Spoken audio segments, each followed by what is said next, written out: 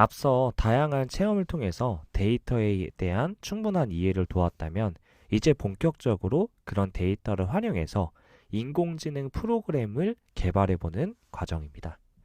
사실 인공지능이라는 건 아까 말씀드렸던 것처럼 우리의 일상의 영역이기 때문에 뭔가 동떨어진 주제를 가져와서 인공지능을 체험해보고 프로그램으로 개발하기보다는 우리가 흔히 체험해봤던 그런 내용들을 주제로 끌어와서 인공지능을 가르치는 편입니다. 그렇기 때문에 누구나 쉽게 배울 수 있고 일상적인 내용이다 보니까 훨씬 더 흥미로워하는 걸 볼 수가 있었는데요. 그러한 주제가 뭐가 있을까라고 고민했을 때 바로 이런 것들이었어요. 첫 번째는 이제 나의 실제 나이와 감정을 맞춰주는 인공지능 기술이라던가 나의 닮은 연예인을 찾아주는 서비스라던가 아니면 파파고 외국어 번역기 통역기, 사이버 악플 판별기 같은 것들을 아이들이 실제로 한번 프로그램을 구현해 보는 거예요. 그러니까 앞서 데이터에서 미션 활동처럼 했던 그 내용들을 토대로 만들기도 하고 아니면 내가 흔하게 이제 사용했었던 그런 어플리케이션에 있는 인공지능 기술을 직접 구현해 보는 과정이라는 거죠. 그래서 왼쪽에는 제가 실제로 이 인공지능이 나의 나이를 판별해주는 인공지능을 체험했던 사진이고요. 실제로 이 인공지능 기술을 엔트리에서도 구현할 수가 있었습니다. 예를 들어 엔트리에서는 이 사람, 얼굴, 사물을 인식해주는 서비스를 제공해주고 있는데요. 이 내용들을 좀 살펴보면 이제 사람 인식이라고 해서 저의 움직임의 동작을 실시간으로 파악하는 그 과정을 눈으로 확인할 수 있도록 해주고요. 얼굴 인식이라고 해서 나의 얼굴의 윤곽선이라던가 눈, 코, 입을 구별해서 인식하는 그 과정도 볼 수가 있고요. 그리고 이제 사물 인식이라고 해서 사람과 사물, 구체적으로 사물은 어떤 사물을 인식했는지를 파악해주는 그 과정도 눈으로 확인할 수가 있었습니다. 근데 중요한 건 그 과정을 확인하는데 이렇게 코드 3줄밖에 필요하지 않다는 거죠. 그래서 모든 아이들이 손쉽게 이 과정을 구현해낼 수 있고 그리고 직접 자기가 구현해낸 이 인공지능 프로그램을 토대로 이제 인공지능에 대한 이해도를 높일 수가 있게 되는 겁니다. 그리고 덧붙여서 여기에서 코드 5줄을 이어 붙여주면은 나의 나이라던가 아니면 나의 감정 그리고 나의 성별까지 맞춰주는 그 서비스로 발전시켜 나갈 수가 있는 거예요. 그래서 이 코드의 이 줄기의 흐름을 보면은 비디오 화면을 통해서 내 얼굴을 파악해서 얼굴을 인식하기 시작하고 그 인식된 얼굴을 바탕으로 나의 감정을 읽어주거나 아니면 문자 메시지로 보여줘 라고 코드만 짜면 이 프로그램을 실제로 아이들이 다 구현해낼 수 있게 되는 거예요. 사실 인공지능 서비스라고 하면 가장 이제 첫 번째로 드는 생각이 어렵다. 그리고 내가 할 수 있는 분야가 아니다. 너무 기술적으로 이 진입 장벽이 높다라고 생각하는데 생각보다 우리가 일상에서 접하는 서비스를 구현하는데 그다지 어렵지 않다는 걸 볼 수가 있을 겁니다. 그리고 이제 두 번째는 나와 닮은 연예인을 찾아주는 서비스를 한번 구현해 보는 겁니다. 이것도 인공지능 이미지 인식 기술과 관련이 되어 있는데요. 앞서 배운 내용과 어떤 차이점이 있냐면 이전에는 엔트리에서 이미 만들어 놓은 인공지능을 가지고 서비스를 만들었던 거예요. 근데 이번에는 아이들이 직접 인공지능 모델을 만들고 그 만들어진 인공지능 모델을 활용해서 인공지능 서비스를 구현해내는 겁니다. 이 인공지능 모델을 만드는 건 매우 간단해요.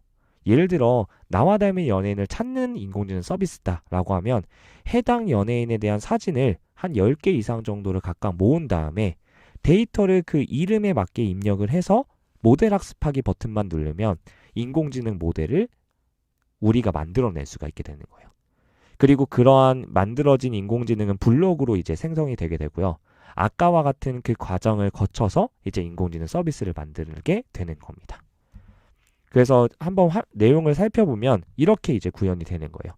아까 그 학습한 모델로 내가 이제 분류를 시켜줘 라고 한 다음에 만약에 내가 어떤 특정 연예인을 닮았으면 내가 그 연예인을 닮았어 라고 인공지능 목소리를 읽어주거나 문자 메시지로 보여줘 라고 이제 코드만 짜면 되는 거고요.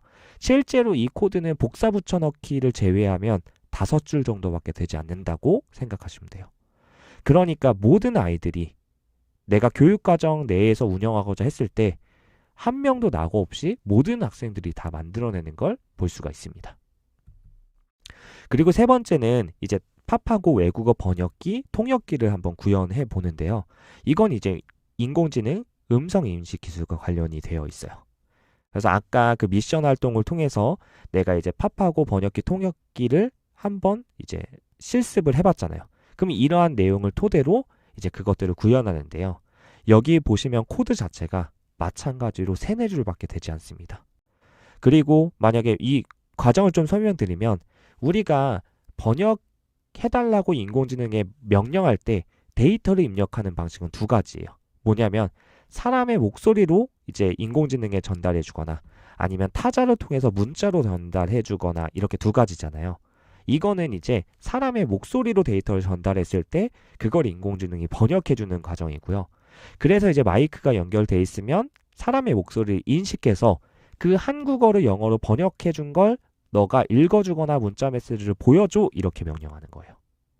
그러니까 이 과정 자체가 매우 간단하다 볼 수 있는 거고요.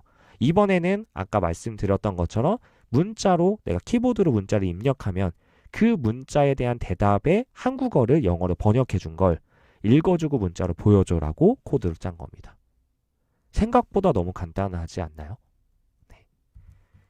그리고 이제 이어서 뭐 AI 콜이라고 해서 이제 인공지능 응성 상담원 같은 경우에도 내가 직접 인공지능 모델로 제작한 다음에 서비스로 구현할 수도 있습니다. 인공지능 나와 닮은 연예인 찾아주기처럼 이제 각자 고객들이 원하는 질문이 있잖아요. 예를 들어 뭐 주차 시간은 몇 시간 할 수 있어?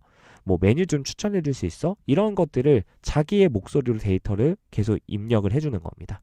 그 다음에 모델로 만들면 이제 그게 이제 블럭으로 생성이 되고요. 그러면 아까와 같은 과정처럼 이제 코드를 짜게 되는 겁니다. 예를 들면 이렇게 된다는 거죠. 내가 학습시켰던 모델로 분류를 해주는데 만약에 그 목소리가 주차 몇 시간 할 수 있어였어? 그러면 그거에 대한 대답을 인공지능 목소리로 이제 읽어주거나 문자 메시지를 보여주게만 하면 되는 거예요. 예를 들면 뭐 주차 시간은 2시간 가능합니다. 라고 이제 보여줄 수 있다는 거죠.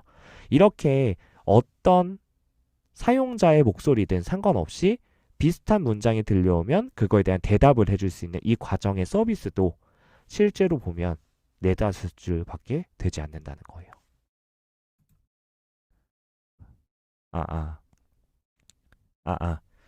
자, 그래서 내용을 좀 정리해 보자면요. 인공지능 데이터도 인공지능 프로그래밍도 아이들이 쉽게 접할 수 있는 주제로 모든 학생들이 구현해낼 수 있는 그런 내용들을 다루고 있습니다.